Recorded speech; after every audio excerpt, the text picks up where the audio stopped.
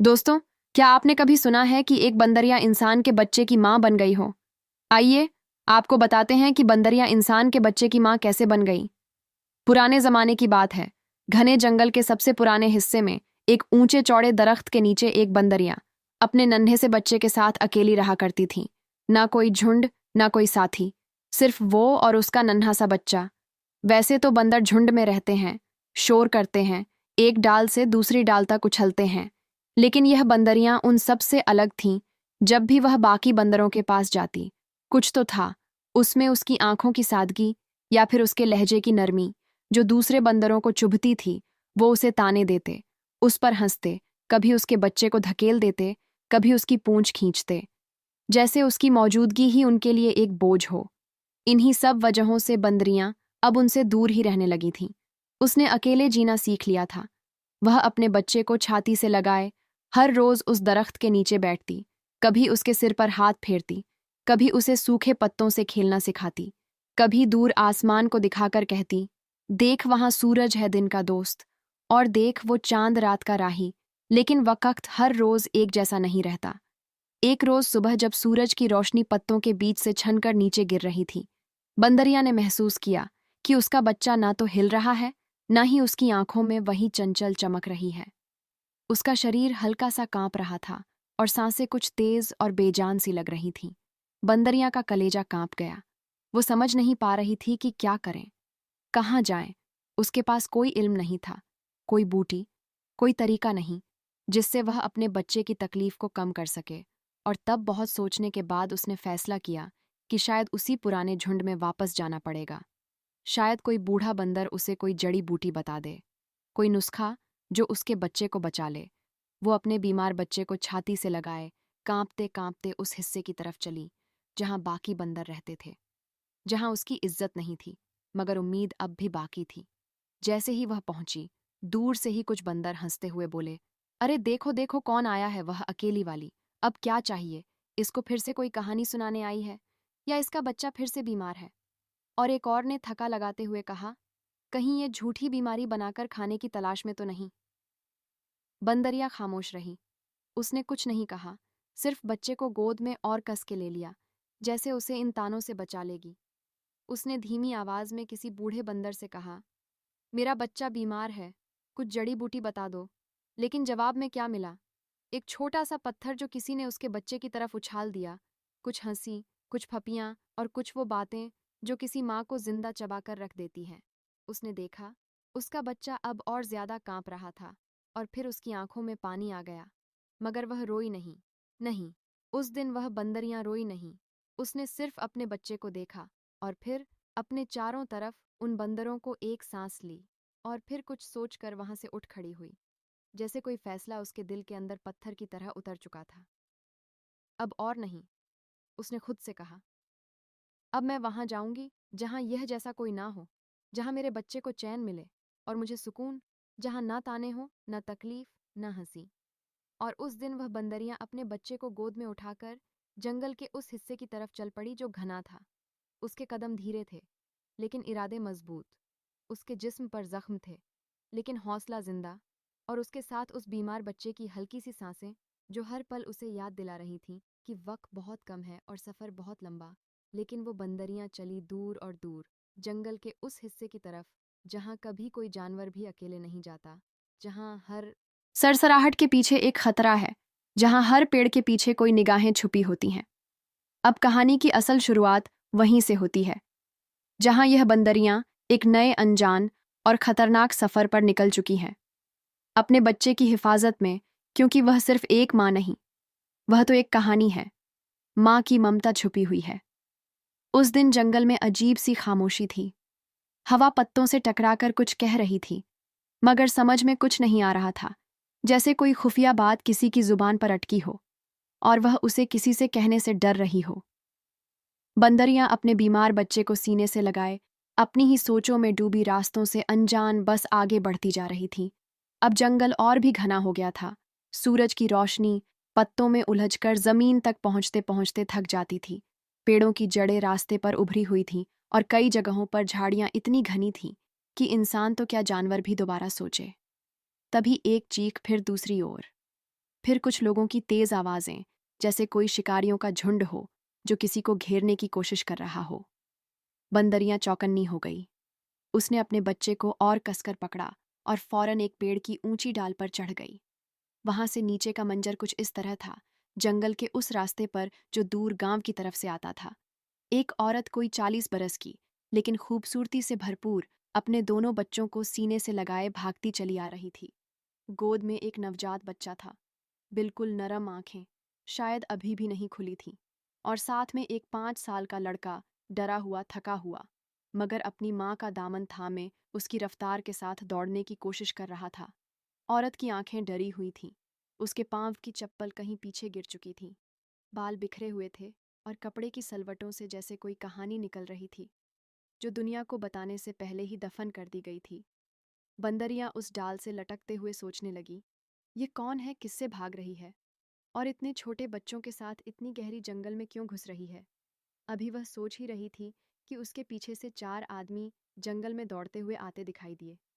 उनके चेहरे पर गुस्सा था और आंखों में दरिंदगी। एक बोला, भागेगी कहाँ, जंगल के अंदर भी उसे ढूंढ निकालूंगा। दूसरा बोला, देखो, झाड़ियों में पैर के निशान हैं, यहीं गई है, जल्दी।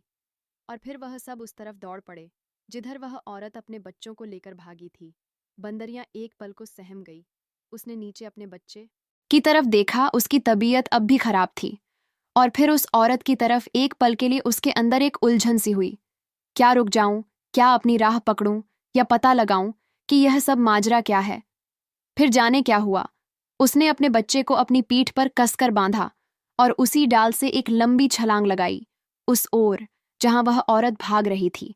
अब बंदरियां ऊपर ऊपर पेड़ों की शाखों पर दौड़ रही थीं और नीचे झाड़ियों में वह औरत रुकती, अपने 5 साल के बच्चे को खींचती, फिर नवजात को संभालती, फिर भागती, और पीछे चारों मर्द उसके पीछे पड़ गए थे। बंदरिया को अब तक कुछ भी साफ समझ नहीं आया था, न यह कि औरत कौन है, न यह कि उसका कसूर क्या है, और न ही यह कि वह चारों मर्द कौन थे। लेकिन एक बात बिल्कुल साफ थी, जो भाग रहा है वह मुजरिम नहीं है, और जो पीछा कर रहे हैं वह दरिंदे हैं। बंदरियां अब हर डाल से डाल, हर शाख से शाख पर उड़ती जा रही थीं, जैसे जंगल का हर पेड़ उसका रास्ता बन गया हो। उसकी आंखें अब सिर्फ उस औरत पर थीं जो कांपते हुए अपने बच्चों को बचाने की कोशिश कर रही थी। एक जगह पर आकर औरत का पैर फिसल गया, वो गिर पड़ी। गोद में बच्चा गिरते गिरते बचा, मगर उसके होंठ से हल्की चीख निकली। उसने झट से 5 साल के बेटे को खींचा और एक बार फिर उठ खड़ी हुई। पीछे से आवाज आई, वो रही। सामने बंदरिया का दिल तेज तेज धड़कने लगा। अब उसे यह सिर्फ एक तमाशा नहीं लग रहा था, बल्कि जैसे यह उसकी अपनी कहानी बनती जा रही थी। एक माँ जो अपने बच्चों के लिए दरिंदगी से लड़ रही है, और एक और माँ, एक बंदरिया अपने बीमार बच्चे के साथ देख रही है। अब बंदरिया ने रफ्तार तेज कर दी। उसने तय कर लिया, वो इस माजरे को बस देखेगी नहीं। वह समझ नहीं रही थी कि उसे करना क्या है, लेकिन वह यह जरूर जानती थी कि जहां भी एक बच्चे की जान पर बन आएगी, वहां वह चुप नहीं बैठेगी। जैसे जैसे दिन चढ़ रहा था, जंगल की रोशनी बदल रही थी, और इस जंगल के साए में एक बंदरिया और एक औरत, दोनों माएं, अपनी अपनी औलादों की हिफाजत के लिए एक ही सफर पर थीं।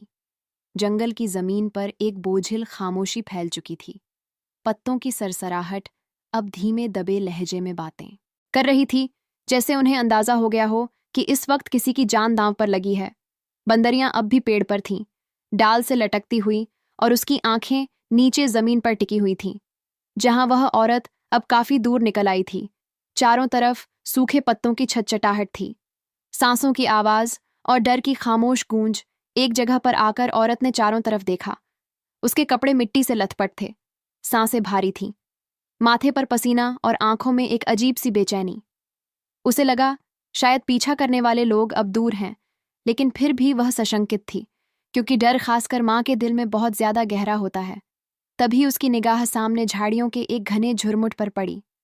इतनी घनी झाड़ी थी कि उसके पीछे कुछ भी छुपाया जा सकता था। वह धीमे से झुकी, अपनी गोद में लेटी हुई उस नवजात बच्ची को देखा, जो अब भी निढाल थी, आंखें बंद, बस हल्की सी सांसों की हरकत उसके जिंदा होने का सबूत थी। उसने बच्ची को माथे से चूमा, कांपती उंगलियों से उसके चेहरे को सहलाया, और आंखों से 2 कतरे आंसू गिर पड़े, जो घास के बीच कहीं खो गए। माफ करना मेरी बच्ची, उसने बहुत धीमे से कहा, जैसे बच्ची ने सुन लिया हो। और फिर उसने उस बच्ची को उस झाड़ी के पीछे रख दिया, एक पत्थर से घेर कर, ताकि वह लुढ़क ना जाए, और फिर खुद उल्टी तरफ भागने लगी। उसी पेड़ पर बैठे बैठे बंदरियां की आंखें फैल गईं। वो समझ चुकी थी कि माजरा अब और ज्यादा संगीन हो गया है, और तभी दूर से फिर वही आवाजें गूंजने लगीं। देखो, यहीं कहीं होगी, ध्यान से देखो, झाड़ियों के आसपास भागेगी। अब कहाँ? मैंने कहा था इसी तरफ गई है। चारों मर्द अब उस ओर दौड़ते आ रहे थे। सांसें फूल रही थीं, गुस्सा चेहरे पर सवार था। वो औरत अपने जान बचाओ, रुख में जंगल के दूसरी ओर दौड़ रही थी, मगर अब उसकी गोद खाली थी। चारों मर्दों ने दौड़कर उसे घेर लिया, पकड़ लिया। एक ने उसके बाजू को झटका, दूसरे ने उसका दुपट्टा खींच लिया। बता, कहाँ छुपा दिया अपनी बच्ची को? औरत की आंखें अब भी डरी हुई थीं, लेकिन उनमें अब एक अजीब सा सुकून था, जैसे वह जानती हो कि बच्ची अब उनके हाथ नहीं लगने वाली। तेरी गोद तो खाली है, अभी तक तो बच्ची तेरे साथ थी, अब कहाँ गई? औरत ने अपनी सूखी हुई जुबान से धीरे से कहा। मुझे मारना है तो मार लो, लेकिन बच्ची कहाँ है यह नहीं बताऊंगी। एक आदमी ने झल्लाकर एक जोरदार थप्पड़ मारा। हमारे गांव में लड़की पैदा करना जुर्म है, तूने जुर्म किया है, और अब सज्जा भी भुगत। औरत अब भी डटी रही। वो बच्ची है, उसका क्या कसूर है? कसूर उसकी पैदाइश है। लड़की को हमने कभी इज्जत नहीं दी, और देंगे भी नहीं। हमारे खानदान में सिर्फ लड़के पलते हैं, औरतें नहीं। यह सुनकर बंदरिया का दिल दहल गया। नीचे एक तरफ वह चारों मर्द औरत को घसीट कर ले जा रहे थे, दूसरी तरफ 5 साल का बच्चा, जो चुपचाप सब देख रहा था। उसकी आंखें अपनी मां को पहचान रही थीं, लेकिन डर ने उसके पांव जकड़ लिए थे। उसने एक बार देखा मां के चेहरे को, और फिर चुपचाप उनके पीछे पीछे चलने लगा, जैसे अब उसकी भी कोई आवाज ना रह गई हो। बंदरियां अब और देर नहीं कर सकती थीं। उसने अपने बच्चे को पीठ पर कसकर बांधा और पेड़ से कूदकर उस झाड़ी की तरफ भागी, जहां नवजात बच्ची को छुपाया गया था। झाड़ियों के पीछे वह बच्ची अब भी थी, सोई हुई नरम सी आवाज में सांसें लेती हुई, आंखें बंद, एकदम बेखबर। बंदरियां उसके पास गई, धीरे से हाथ बढ़ाया, उसे अपनी गोद में उठाया। उसका नन्हा सा जिस्म बंदरिया की छाती से लगते ही जैसे कांप सा गया। उसकी सांसें बंदरिया के दिल की धड़कनों से मिलकर जैसे कुछ कहने लगी। बंदरिया ने एक गहरी सांस ली। अब इसे यहां छोड़ना खतरे से खाली नहीं। कौन जाने वो चारों वापस आकर यहां भी तलाश शुरू कर दें। उसने इधर उधर देखा, कहीं कोई नहीं था। फिर उसने अपनी आंखें बंद की और कुछ सोच लिया। अब यह मेरी जिम्मेदारी है। बंदरिया ने उस बच्ची को कसकर सीने से लगाया और चल दी, जंगल के उस हिस्से की तरफ जो अब तक उसके लिए भी अनजान था, जहां ना वह पहले गई थी, ना जाने की हिम्मत की थी। लेकिन आज एक माँ का दिल उसे वहां ले जा रहा था। एक जानवर नहीं, बल्कि एक माँ का दिल। अब उसके साथ 2 बच्चे थे, एक उसका अपना और एक इंसान का, जिसे उसकी माँ ने जान बचाने के लिए छोड़ दिया था। जंगल की सरहद के पार अब इंसानों की दुनिया शुरू हो चुकी थी। चारों मर्दों ने उस औरत को बालों से खींचते हुए, बाजुओं से पकड़कर, जैसे एक मुजरिम की तरह घसीटते हुए गांव की तरफ ले जाना शुरू कर दिया। उसके पांव जमीन पर घिसट रहे थे, होठों से लहू रिस रहा था, लेकिन उसकी आंखों में एक अजीब सी रोशनी थी, जैसे वह जीत चुकी हो, जैसे अपने जिस्म की तकलीफ से बड़ी कोई फतह उसके दिल में दर्ज हो चुकी हो। उसके पीछे उसका 5 साल का बेटा खामोश कदमों से आंखें नीची किए, जैसे अब कोई रिश्ता बचा ही ना हो। इस दुनिया से वैसे चल रहा था। कभी वह अपनी माँ की तरफ देखता, कभी जमीन की तरफ। वो माँ अब बोल नहीं रही थी, लेकिन उसके खामोश होंठ हर लम्हे यही कह रहे थे, मेरी बच्ची अब महफूज है, बस मुझे और कुछ नहीं चाहिए। उधर दूसरी तरफ जंगल की एक अलग पगडंडी पर बंदरियां अब तेजी से भाग रही थीं। उसकी पीठ पर उसका बीमार बच्चा था, और सीने से चिपकी हुई वो इंसानी बच्ची, जो अब हल्की हल्की आवाज में रो रही थी। रोना भी ऐसा कि जैसे वह अपने हालात नहीं, अपनी माँ की जुदाई पर रो रही हो। बंदरियां हर पेड़ को, हर झाड़ी को पार करती जा रही थी। अब वह जंगल के उस हिस्से की तरफ बढ़ रही थी जहां कोई नहीं आता, न शिकारी, न इंसान, न जानवर। एक सुनसान पर सुकून भरा हिस्सा, जहां सिर्फ पत्तों की आवाज है और मिट्टी की खुशबू। आखिरकार बहुत दूर जाकर वो एक गुफा के पास पहुंची। गुफा ज्यादा बड़ी नहीं थी, लेकिन अंदर की जमीन मुलायम थी। पत्तों से भरी हुई बंदरिया ने वहीं झुककर बच्ची को अपने सीने से अलग किया और धीरे से पत्तों पर लिटा दिया। बच्ची अब जोर जोर से रोने लगी थी। उसकी आवाज़ जंगल के सन्नाटे में गूंजने लगी। बंदरियां घबरा गईं। कहीं यह रोना किसी जानवर या इंसान को उस ओर ना खींच लाए। उसने जल्दी से बच्ची को गोद में लिया, फिर उसे सीने से लगाया। लेकिन बच्ची थी कि चुप ही नहीं हो रही थी। बंदरियां को समझ नहीं आ रहा था कि क्या करें। वो एक जानवर थी, इंसानी बच्चों की ज़रूरतें नहीं जानती थी, लेकिन उसका दिल अब माँ बन चुका था। उसे एहसास था यह बच्ची भूखी है। वह सोच में डूब गई, क्या करूं? और फिर उसने खुद से कहा, अगर मैं इसे सीने से लगाकर दूध पिलाने की कोशिश करूं तो शायद यह चुप हो जाए। वो इंसानी बच्ची को अपने थनों के पास ले गई। कुछ पल के लिए बच्ची की रोने की आवाज़ हल्की हुई और फिर बिल्कुल चुप। वो अब बंदरियां के दूध पी रही थी, बिल्कुल वैसे जैसे कोई अपनी माँ की गोद में सुकून से सो जाता है। बंदरियां की आंखें भर आईं। उसे लगा जैसे उसके सीने से एक रिश्ता जुड़ गया हो। उसकी ममता अब किसी एक बच्चे तक नहीं रही। अब उसके पास दो औलादें थीं, एक जो उसकी कोख से थी और दूसरी जो उसकी ममता की छांव में पनपने वाली थी। उसने बच्ची के चेहरे को देखा, गोरे नरम गाल, हल्के से ललाट पर पसीने की नमी और आंखें बंद, लेकिन सुकून में डूबी हुई। अब तू मेरी है, बंदरिया ने बहुत धीमे से कहा, जैसे किसी बात का वादा कर रही हो। अब गुफा उसका नया घर बन गई थी। वो बाहर से सूखे पत्ते और मुलायम घास लाकर एक छोटा सा बिछावन बना लाई।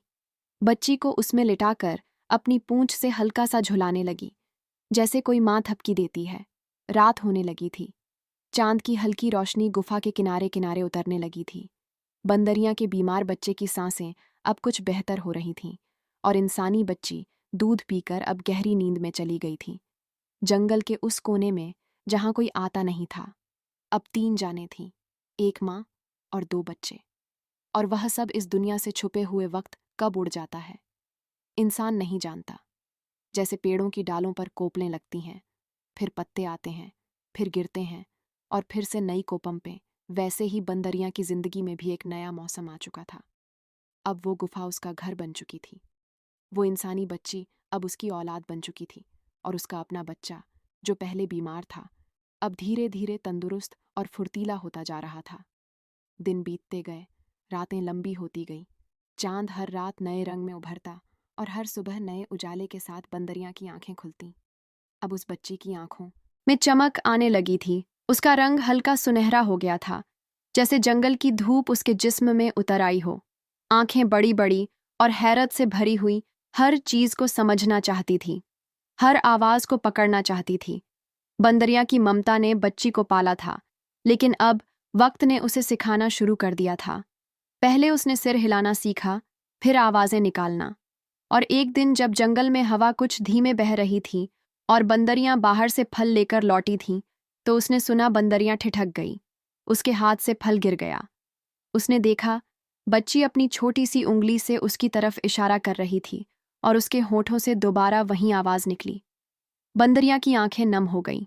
उसे समझ नहीं आया कि कैसे जवाब दे। वह एक जानवर थी, इंसानी जुबान नहीं जानती थी, लेकिन उस लम्हे में उसे अपनी सारी दुनिया मिल गई थी। उसने दौड़कर बच्ची को सीने से लगा लिया, अपनी नरम पूंछ से उसे सहलाने लगी और उसकी आंखों से आंसू उस बच्ची की गर्दन पर गिरने लगे। अब बंदरियां जान गई थीं, बच्ची उसकी ममता को समझती है और अब वह उसकी जुबान भी सीखने लगी है। वक्त तेजी से गुजरता गया। अब बच्ची 4 साल की हो चुकी थी। छोटे छोटे कदमों से वह जंगल की पगडंडियों पर चलती थी, पत्तों को उछालती, कीड़ों से डरती, मगर बंदरियां की छांव में सुकून से जीती। और दूसरी तरफ बंदरियां का अपना बच्चा भी बड़ा हो चुका था। वह अब एक फुर्तीला, ताकतवर और समझदार बंदर बन चुका था, लेकिन दिल से अब भी सीधी वो इंसानी बच्ची को अपनी बहन की तरह मानने लगा था। कभी उसकी थाली से फल उठाकर देता, कभी झाड़ियों से फूल तोड़ कर लाता और कभी किसी ऊंचे पेड़ से उसे सहारे से चढ़ने में मदद करता। अब तीनों एक रिश्ता बन चुके थे। बंदरिया माँ इंसानी बच्ची बेटी और बंदरिया का बेटा उसका भाई। तीनों जंगल के उस एक कोने में एक छोटी सी दुनिया बनाकर जीते थे। दुनिया से कटे हुए, लेकिन एक दूसरे से पूरी तरह जुड़े हुए बच्ची अब धीरे धीरे जंगल की जबान भी सीखने लगी थी।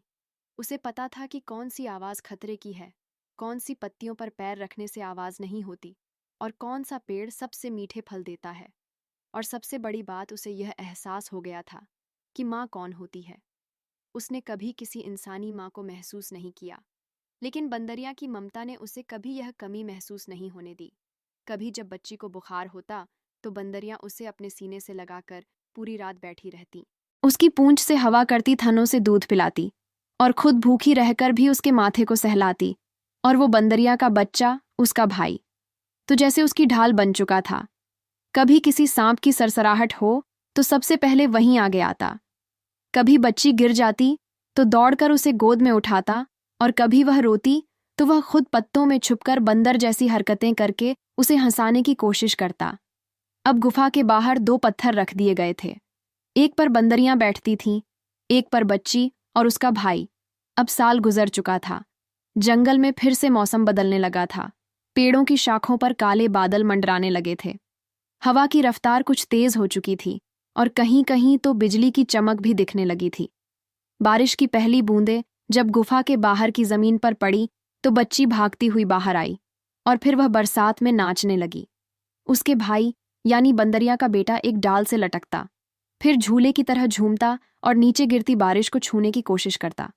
बंदरिया दूर बैठी थी, मगर उसकी नज़र उन दोनों से एक पल के लिए भी नहीं हटती थी।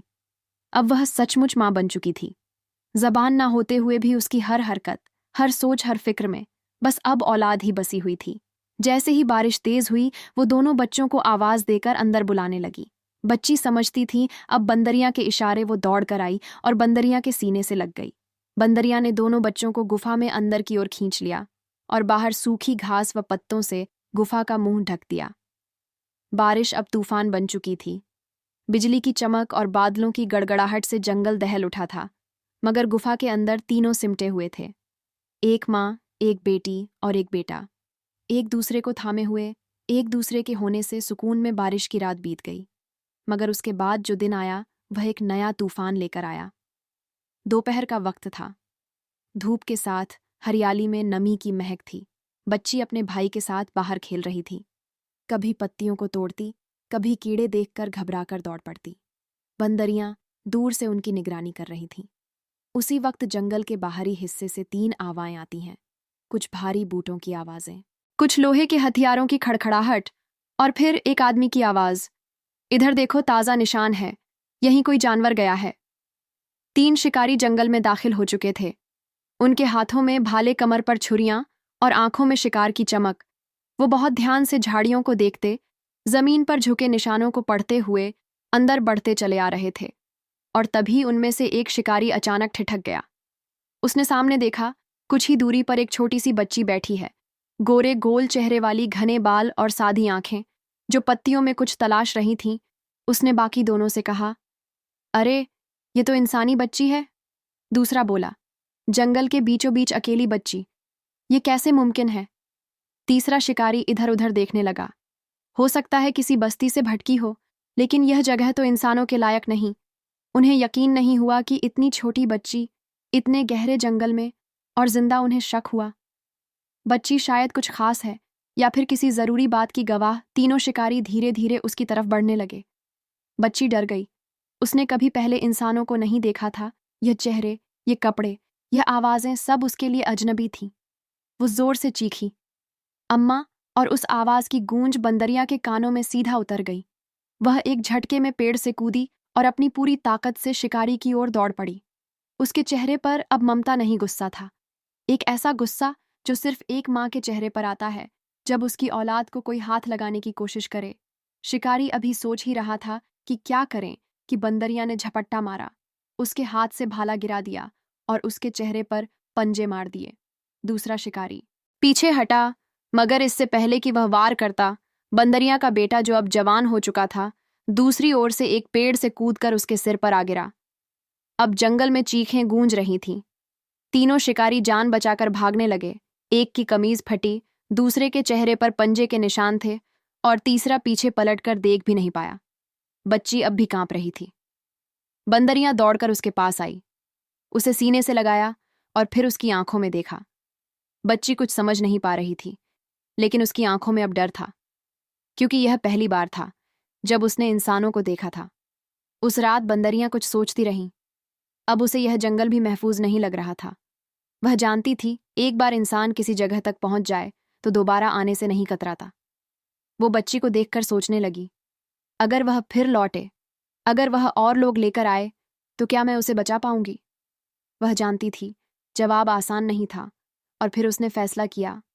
रात के दूसरे पहर, जब जंगल ठंडा हो गया, जब पत्तों की सरसराहट भी थम गई, बंदरिया ने बच्ची को पीठ पर बांधा, बेटे को इशारा किया, और तीनों उस गुफा को पीछे छोड़ते हुए जंगल के और भी गहरे हिस्से की तरफ निकल पड़े। अब वह ऐसे रास्तों पर चल रही थी जहां कभी वह खुद भी नहीं गई थी। इतने सन्नाटे और अंधेरे थे कि पत्तों के बीच उसकी अपनी ही आहट डराने लगी थी। मगर एक माँ डर कर नहीं रुकती। वो चलती है, बस चलती है, क्योंकि अब उसके लिए बच्ची महज एक जिम्मेदारी नहीं, बल्कि जिंदगी बन चुकी थी। सूरज ढलने को था। जंगल की रोशनी अब सुनहरी से सलेटी होती जा रही थी। पेड़ों की टहनियों पर बैठे परिंदे अपने पर सिकोड़े बैठे थे, जैसे किसी अनजानी आहट का इंतजार कर रहे हो। बंदरियां, बच्ची और उसका बेटा अब जंगल के उस हिस्से में दाखिल हो चुके थे जहां ना तो झाड़ियां बहुत घनी थीं और ना ही अंधेरा। इतना गहरा, थोड़ा खुला सा मैदान था, और कुछ दूर एक हल्के धुएं का गुब्बार हवा में उठता दिखा। बंदरियां ठिठक गईं। उसने अपनी आंखें मिचमिचाकर देखा। वह धुआं किसी चूल्हे से उठ रहा था। करीब जाकर देखा तो समझ आया। एक छोटी सी मिट्टी की झोपड़ी थी। झोपड़ी के बाहर एक चूल्हा जल रहा था, और उस पर किसी मिट्टी की हांडी में कुछ उबल रहा था, शायद चावल या दाल। उसके पास एक 45 साल की औरत बैठी थी। उसकी आंखों में एक सुकून था, हाथों में काम था, और आसपास कई रंग बिरंगे परिंदे, जिनके आगे वह चावल के दाने और रोटियों के टुकड़े डाल रही थी। वह औरत किसी से बातें नहीं कर रही थी, बस परिंदों से जैसे कुछ कह रही थी। बंदरियां के कदम ठिठक गए। उसे बहुत भूख लगी थी। दिन भर का सफर, डर और बच्चों की हिफाजत ने उसकी जान निचोड़ दी थी। उसने बच्ची की तरफ देखा, जिसकी आंखों में अब भी शिकारी वाला डर बाकी था। फिर अपने बेटे की तरफ देखा, जो अब पेड़ के तने से थककर टिक गया था। क्यों ना कुछ देर उस औरत के पास चला जाए, हो सकता है खाना मिल जाए। और कुछ पल सुकून भी बंदरिया ने बच्ची को गोद से उतारा और दोनों बच्चों को लेकर झोपड़ी की ओर चलने लगी। लेकिन जैसे ही तीनों थोड़ी ही दूर पहुंचे, अचानक बच्ची का पैर एक पत्थर से फिसल गया। वो हल्की सी ढलान पर थी और सीधा पीठ के बल नीचे जा गिरी। उसकी चीख जंगल के सन्नाटे में गूंज गई। झोपड़ी के पास बैठी औरत चौंक कर पलटी। उसने देखा, एक इंसानी बच्ची जमीन पर पड़ी है। पास में एक बंदरिया और एक बड़ा बंदर खड़े हैं। वो औरत चूल्हा छोड़कर एकदम दौड़ी। अरे, ये बच्ची जंगल में क्या कर रही है? वो उसके पास पहुंची। बच्ची अब भी रो रही थी। बंदरिया अलर्ट हो गई, जैसे कोई उसके बच्चे को छूने की कोशिश करे तो झपट पड़े। मगर औरत की आंखों में गुस्सा नहीं था, फिक्र थी। चुप हो जा बेटा, कुछ नहीं हुआ, बस जख्म लग गया है। शायद उसने बच्ची को धीरे धीरे गोद में उठाया और झोपड़ी के अंदर ले गई। बंदरियां हिचकिचाईं, लेकिन कुछ महसूस कर रही थीं। उस औरत की नीयत में कोई अजनबीपन नहीं था। उसमें वो भी अंदर गई और उसका बेटा पेड़ के तने पर बैठा रहा। झोपड़ी के अंदर एक पुराना लकड़ी का चौका पड़ा था। उस पर वह औरत बच्ची को लेटा रही थी। मैं सिर्फ मरहम पट्टी करूंगी, कुछ नहीं करूंगी। तुम्हारी बच्ची को उसने बंदरियां की तरफ देखा और मुस्कुराकर कहा। जैसे बंदरियां समझती है, बच्ची अब थोड़ा चुप हो गई थी। औरत ने धीरे से उसका कपड़ा ऊपर किया ताकि पीठ का जख्म देख सके। लेकिन जैसे ही बच्ची की पीठ पर उसकी नजर गई, वो ठिठक गई। उसकी आंखें फैल गईं, हाथ कांपने लगे। उसकी सांसें एक लम्हे को थमसी गईं। उसके होठों से निकला, मगर वह आवाज दबी दबी सी थी। बच्ची की पीठ पर एक गहरा काला निशान था, बिल्कुल साफ, जैसे कोई खास आकार हो, जैसे कोई पहचान, जैसे कोई राज ने हाथ कांपते हुए उस निशान को छूने की कोशिश की। बच्ची हल्की सी सिसक गई, मगर चुप रही।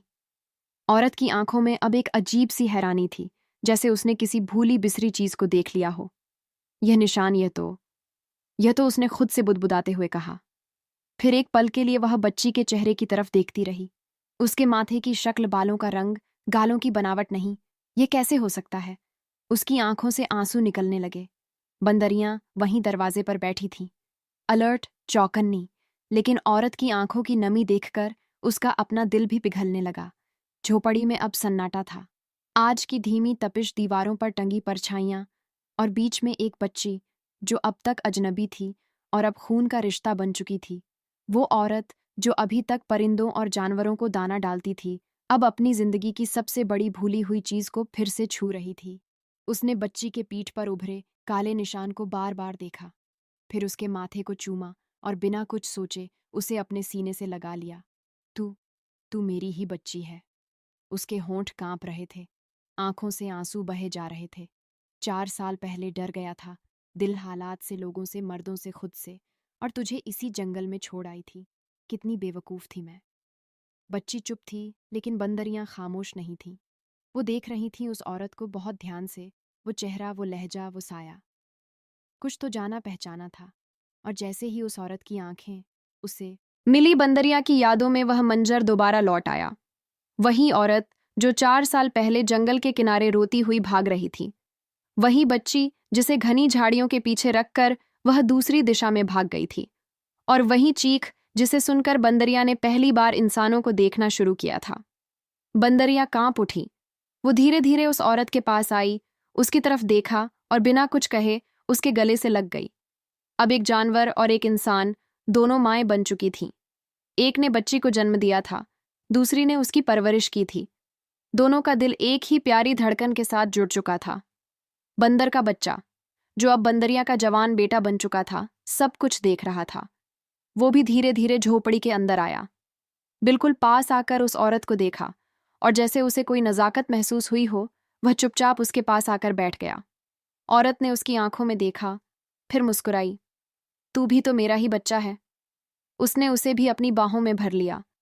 अब वो झोपड़ी, जो अब तक सिर्फ एक अकेली औरत की पनाह थी, एक घर बन गई थी। उसी वक्त झाड़ियों से किसी के कदमों की आवाज आई। एक लड़का, हाथ में लकड़ियां, माथे पर पसीना और कंधे पर झोला, झोपड़ी की तरफ आ रहा था।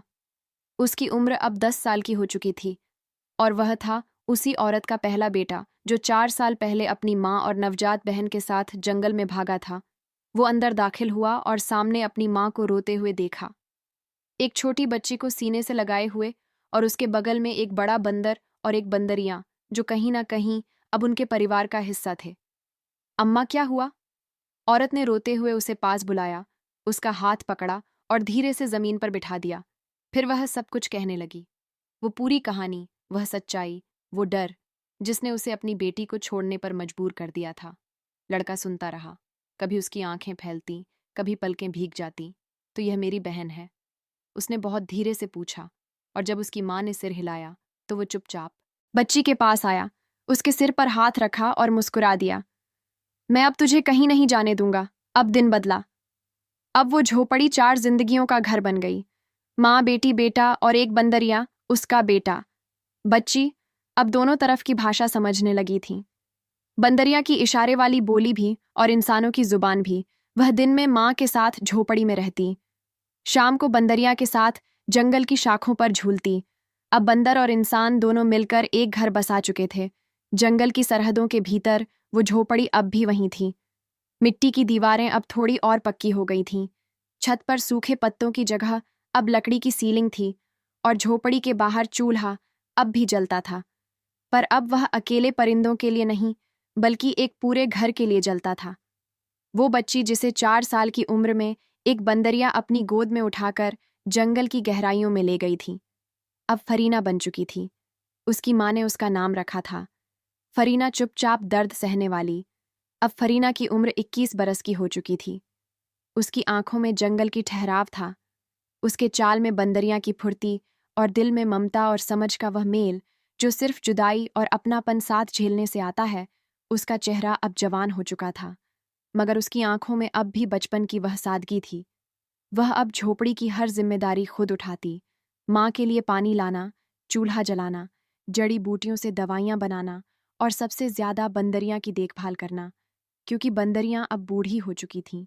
उसकी चाल अब धीमी हो गई थी, आंखें कुछ धुंधली हो गई थीं। वो अब ऊंची डालों तक नहीं जा सकती थी, लेकिन फरीना का एक हाथ उसका सहारा बन गया था। हर सुबह फरीना उसका सिर सहलाती, उसे जामुन या केले लाकर देती और कहती, अम्मा, अब तू कहीं नहीं जाएगी, मैं तेरी बेटी हूं ना। बंदरियां समझती थीं और फरीना की हथेली पर अपना हाथ रख देती थी। वहीं दूसरी तरफ बंदरियां का बेटा अब पूरा जवान हो चुका था। उसकी ताकत, उसकी फुर्ती और उसकी समझ अब जंगल में सबसे अलग थी। वो फरीना का साया बन चुका था। अगर फरीना कहीं दूर जाती तो वह पेड़ों की डालों से उसकी निगरानी करता। अगर कोई जानवर आसपास मंडराता तो सबसे पहले वह सामने आकर खड़ा होता, और फिर साहिल, जो उस औरत का बेटा था, अब 25 साल का जवान समझदार और खूबसूरत नौजवान बन चुका था। उसके कंधे अब मजबूत थे, आंखों में गहराई थी और चाल में ठहराव। उसने जंगल की जिंदगी में ही अपने अंदर एक अलग तरह का ठहराव पा लिया था। वह कभी फरीना के साथ लकड़ियां काटने जाता, कभी गुफाओं से पानी भरने और कभी पेड़ों की छालों पर फरीना के लिए जड़ी बूटियां इकट्ठा करता। साहिल और फरीना के बीच अब एक खामोश रिश्ता पनप चुका था। न कभी इजहार हुआ, न कोई सवाल। बस जब फरीना दूर होती तो साहिल की नजरें उसे ढूंढती, और जब साहिल कहीं जाता तो फरीना दरवाजे पर बैठी रहती, उसके लौटने का इंतजार करती। उन दोनों के बीच एक फासला था, लेकिन वह फासला अब मोहब्बत का हिस्सा बन चुका था। अब वह झोपड़ी जहां कभी सिर्फ एक औरत, एक परिंदा और एक चूल्हा था, अब वहां जिंदगी बस चुकी थी। बंदरियां अब ज्यादा देर तक आंखें नहीं खोल पाती थीं, मगर जब भी खोलती उसे फरीना, साहिल और अपने बेटे का चेहरा सामने दिखता तो उसकी आंखों से आराम की एक ठंडी सांस निकलती। उसे पता था अब यह सब अकेले नहीं है। जंगल के किनारे एक पतली पगडंडी चली जाती थी, जहां से कभी कभी लकड़हारे या मुसाफिर गुजरते थे। लेकिन उस दिन वो रास्ता एक अलग किस्म की चाल से थरथराया। घोड़ों की टापें, रेशमी कपड़ों की सरसराहट और एक तेज तेज दौड़ता काफिला जो दूर से रुकता नजर आ रहा था। इस काफिले में सबसे आगे एक नौजवान सवार था, साफ रंग, गहरी आंखें और सर पर सुनहरी पगड़ी। उसका लिबास बताता था कि वह कोई मामूली आदमी नहीं। वह था एक बादशाह, महज 25 साल का, मगर अपने बाप की मौत के बाद ताज पहन चुका था। वो दरअसल शिकार के लिए जंगल की तरफ आया था। जब वह काफिला उस झोपड़ी के करीब से गुजरा तो उसकी नजर सामने झुकी एक लड़की पर पड़ी, जो पानी का घड़ा सर पर उठाए हुए थी और दूसरे हाथ से अपने छोटे भाई जैसे बंदर को दाना डाल रही थी। उसका चेहरा धूप से चमक रहा था, ना जरूरत से ज्यादा समराव, ना किसी शहर की बनावट, बस एक सादगी और एक ऐसी खूबसूरती जो सीधी आंखों से उतरकर दिल तक पहुंचती थी। बादशाह ने घोड़ा वहीं रोका। उसके लश्कर में सिपाही, वजीर और हाकिम सब खामोश हो गए। कौन है यह? उसने अपने महल के वफादार से पूछा। बादशाह सलामत, यह तो कोई जंगल की बस्ती है, मगर इस लड़की के चेहरे पर तो कोई बादशाहजादी सी रौनक है। बादशाह धीरे धीरे घोड़े से उतरा। फरीना ने पहली बार किसी को इतने घोड़े, हथियार और रेशमी कपड़ों में देखा था। वह थोड़ी सहम गई, लेकिन बंदरियां पास खड़ी थीं और उसका भाई साहिल भी झाड़ियों के पीछे से सब देख रहा था। बादशाह पास आया और फरीना की मां से मुखातिब हुआ। अम्मा, क्या यह आपकी बेटी है? मां ने पहले फरीना की तरफ देखा, फिर हाँ में सिर हिला दिया। बादशाह कुछ पल फरीना को देखता रहा, फिर उसने बड़ी ही नरमी से कहा, मैं इसे अपनी रानी बनाना चाहता हूं। यह सुनकर पूरे जंगल की हवा रुक गई। फरीना की मां की आंखें भर आईं, जैसे जैसे उसकी हर बात पूरी हो गई हो, जैसे बरसों पहले की गलती अब इनाम में बदलने जा रही हो। फरीना खामोश थी। उसने कोई नानुकुर नहीं की, क्योंकि उसे राजमहल भी अब एक आम जगह लगती है। फिर वही हुआ जो अक्सर कहानियों में होता है, मगर जिंदगी में बहुत कम देखने को मिलता है। शादी हुई फरीना अब रानी बन चुकी थी। उसी जंगल से चलकर एक बंदरिया की गोद में पली। लड़की अब रेशम के पर्दों, सोने की जंजीरों और गुलाब के फूलों से सजी एक रथ में बैठकर महल की ओर रवाना हो चुकी थी। साहिल, उसकी मां और बंदरियां सबको भी महल ले जाया गया। उनके लिए अलग अलग हिस्से तैयार हुए। बंदरियां के लिए एक बगीचा जिसमें हर रोज ताजे फल और आराम की छांव होती। लेकिन यह कहानी का आखिर नहीं था। एक दिन जब फरीना अब रानी के लिबास में महल की बालकनी में बैठी थी, तब उसकी मुलाकात हुई बादशाह की छोटी बहन गुलफिरा से। गुलफिरा 23 साल की बेहद हसीन और तेज दिमाग वाली लड़की, जो बचपन से ही अपने भाई के साथ महल में पली थी। लेकिन जब उसने साहिल को पहली बार देखा तो उसका चेहरा एक पल के लिए जैसे जड़ हो गया। यह वही है, उसने हल्की सी आवाज में कहा और आगे बढ़कर साहिल को पहचानने लगी। कुछ महीने पहले जब गुलफिरा जंगल के एक किनारे कुछ मेहरारियों के साथ सैर के लिए गई थी, तो कुछ डाकुओं ने हमला कर दिया था। उसी वक्त एक जंगल से आता नौजवान, जो एक लंबी लकड़ी और 2 बंदरों के साथ था, उसने उन डाकुओं को मारकर गुलफिरा को बचाया था।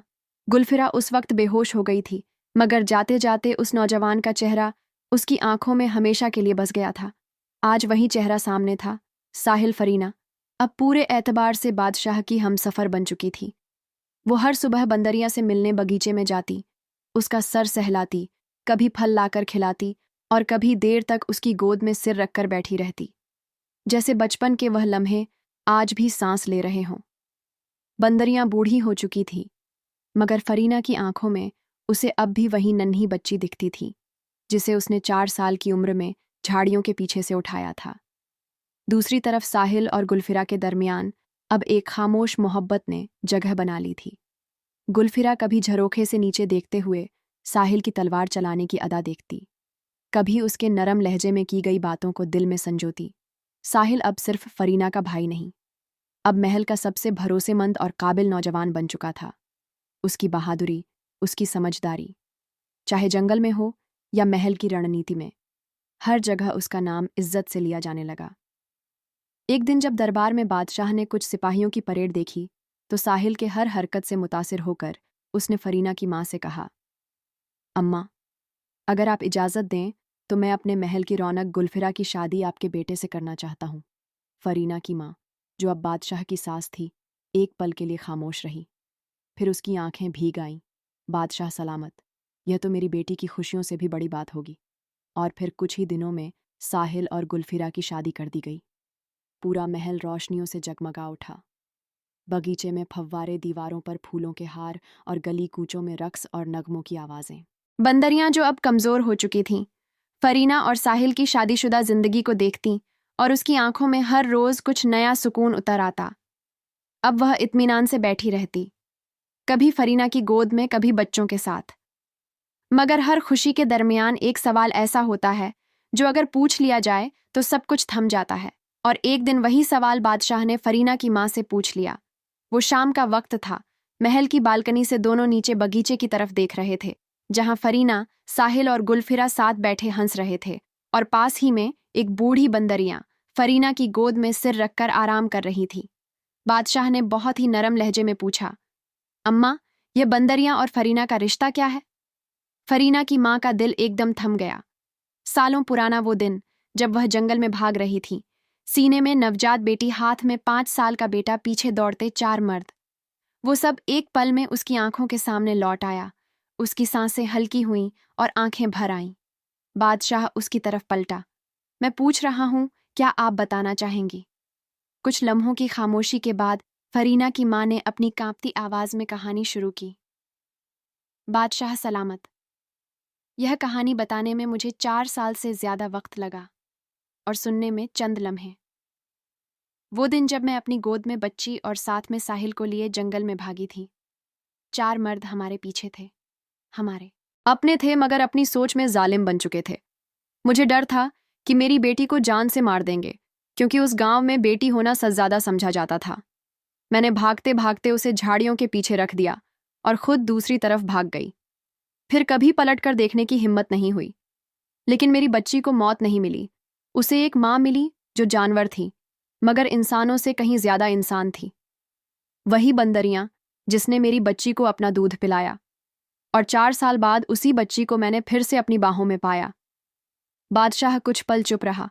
जब फरीना की माँ ने वह पूरा किस्सा बताया, जंगल में भागना, बच्ची को झाड़ियों में छोड़ना, बंदरिया का गोद देना और 4 मर्दों का डर, तो महल की हवा में सन्नाटा पसर गया। बादशाह की आंखें एकदम सख्त हो गईं, उसके माथे की नसें तन गईं। उसका दिल भले रईस था, मगर जब बात अपनी बीवी और उसकी नन्हे बचपन की जान पर आए तो वह एक बादशाह नहीं, एक हिफाजत करने वाला शौहर बन जाता है। उसने आवाज दी। सिपाही लंबे बूटों की खड़खड़ाहट के साथ 2 सिपाही सामने आए। उन 4 मर्दों का पता लगाओ जो 4 साल पहले इस बच्ची की जान के पीछे पड़े थे। गांव की पुरानी बात हो या नहीं, मगर अब यह हिसाब पूरा होना चाहिए। दूसरे ही दिन घोड़ों का काफिला गांव की तरफ रवाना हुआ। फरीना की माँ ने नाम और गांव का इलाका बताया था। काफी खोजबीन के बाद 4 मर्दों को तलाश लिया गया। वह अब भी उसी गांव में थे। थोड़े बूढ़े हो गए थे, मगर आंखों में वही पुरानी नफरत और पछतावे की परछाई। जब उन्हें सिपाहियों ने घेर कर पकड़ा तो उन्होंने कुछ नहीं पूछा, बस खुद को गिरफ्तार करवा दिया। उन्हें पता था, जिस बच्ची को कभी झाड़ियों में मरने को छोड़ा था, वह अब एक रानी बन चुकी है महल में। उन्हें लोहे की जंजीरों में बांधकर लाया गया। बादशाह दरबार में अपने तख्त पर बैठा था। फरीना उसके बराबर में थी और उसके पैरों के पास बैठी थी। उसकी माँ सिपाहियों ने चारों मर्दों को सामने खड़ा किया। एक पल को तो उन चारों ने फरीना की तरफ देखा और फिर फौरन अपनी निगाहें झुका लीं। उनका सर शर्म और पछतावे से झुका हुआ था। बादशाह गरजते हुए बोला, जानते हो तुमने किस पर हाथ उठाने की कोशिश की थी? यह मेरी बीवी है, इस सल्तनत की रानी। चारों ने कांपती आवाज में कहा। बादशाह सलामत, हमें माफ कर दीजिए, हमारी सोच गलत थी। वक्त ने बहुत सिखाया। हमने जुर्म किया, मगर अब सजा आपकी मर्जी। बादशाह ने तलवार मंगवाई। इस सल्तनत में बच्चियों की जान लेने की नीयत रखने वालों को छोड़ना गलत होगा। दरबार सन्न रह गया। फरीना की मां की आंखें भीग गईं।